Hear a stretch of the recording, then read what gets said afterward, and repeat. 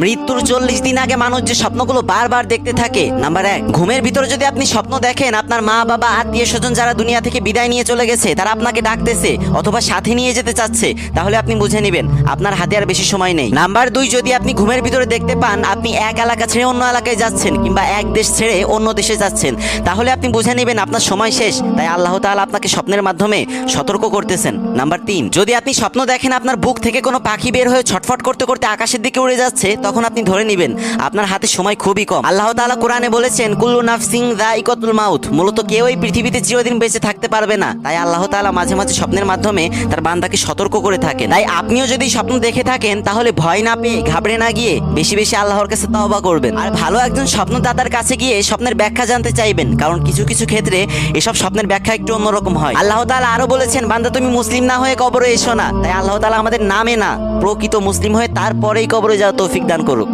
আমিন।